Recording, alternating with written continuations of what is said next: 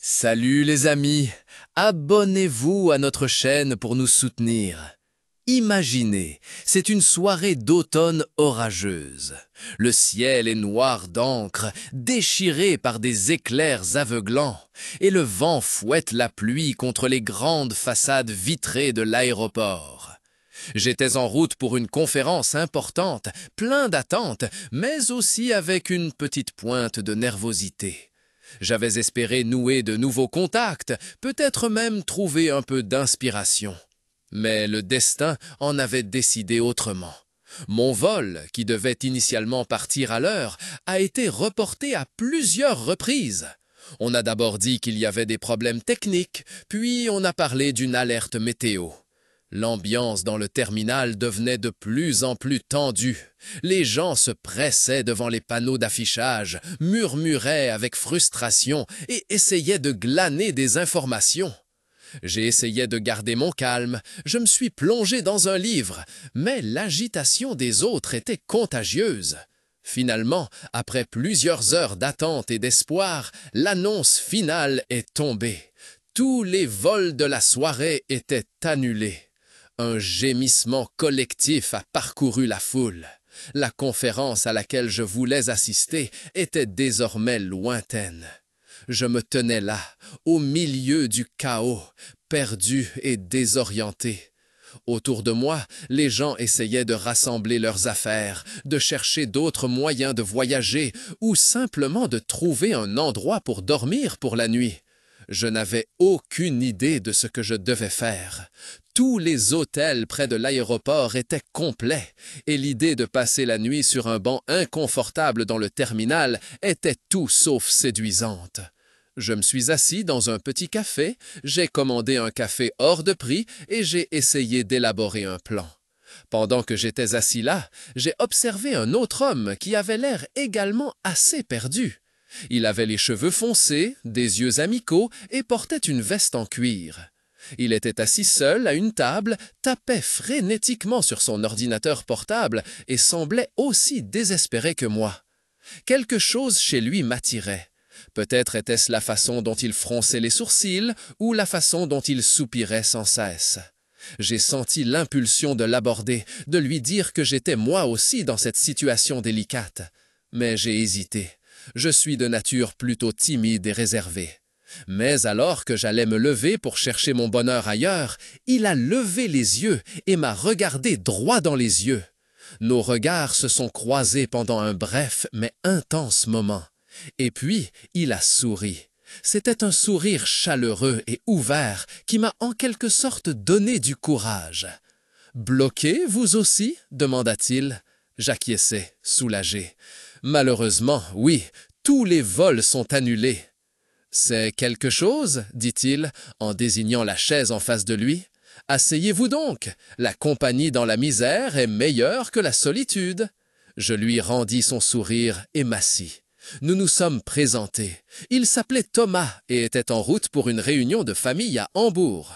Nous avons parlé de nos vols annulés, de la situation frustrante à l'aéroport et de nos plans qui étaient tombés à l'eau. Plus nous parlions, plus je me sentais à l'aise en sa présence. Nous avons ri de l'absurdité de la situation, échangé des histoires et constata que nous avions beaucoup en commun. Nous aimions tous les deux les vieux films, écoutions la même musique et partagions même des opinions politiques similaires. Alors que l'heure se faisait tard et que la fatigue se faisait sentir, nous avons décidé de chercher une solution ensemble.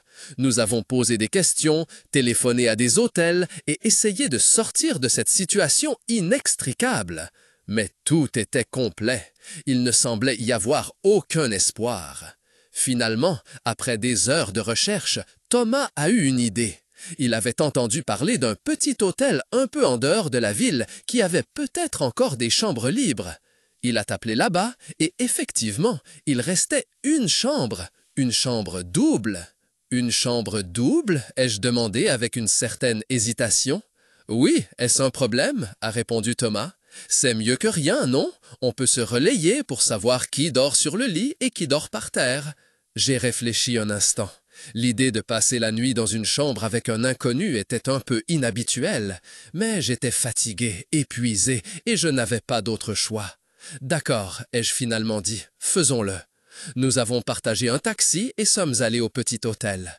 Le trajet était silencieux, mais pas désagréable. Nous regardions par la fenêtre, observions les lumières qui passaient et sentions que quelque chose de spécial se créait entre nous. Arrivés à l'hôtel, nous avons fait notre enregistrement et sommes montés dans notre chambre. Elle était petite, mais propre et confortable. Il y avait un grand lit et une petite salle de bain. « Ok, comment on fait ?» ai-je demandé, un peu nerveusement. Thomas a ri. « Tranquille, on peut partager le lit si tu veux, ou l'un de nous prend le lit et l'autre le sol, comme tu veux. » J'ai senti le rouge me monter aux joues. « Je ne sais pas, ai-je dit, je ne suis pas très bon à dormir dans un lit avec des inconnus. » Thomas me regarda gentiment. « Tu n'es plus un inconnu, dit-il. Nous sommes maintenant des alliés dans la lutte contre les adversités du destin. » Je dus rire. « Tu as probablement raison. » Nous décidâmes de partager le lit. Nous nous allongeâmes côte à côte, chacun de son côté, et avons essayé de nous calmer. Il y avait du silence dans la pièce, seul le léger bruit du chauffage se faisait entendre. Je n'arrivais pas à m'endormir. J'étais beaucoup trop excité. J'étais allongé là, fixant le plafond et sentant Thomas à côté de moi. Je me demandais ce qu'il pensait. Soudain, il se tourna vers moi. « Tu n'arrives pas à dormir non plus ?» demanda-t-il. Je secouai la tête. « Non, je suis trop nerveuse. »« À quoi penses-tu » demanda-t-il. J'hésitai un instant. « À toi » dis-je finalement. Il rit doucement. « À moi? Qu'est-ce qu'il y a à penser sur moi ?»« Je ne sais pas, dis-je. Je te trouve intéressant en quelque sorte. » Il sourit. « Je te trouve intéressant, moi aussi, dit-il. » Nous restâmes silencieux un instant. Puis il se pencha et m'embrassa. C'était un baiser tendre et doux qui semblait tellement juste. Je répondis au baiser et soudain, toute ma nervosité et mon incertitude disparut.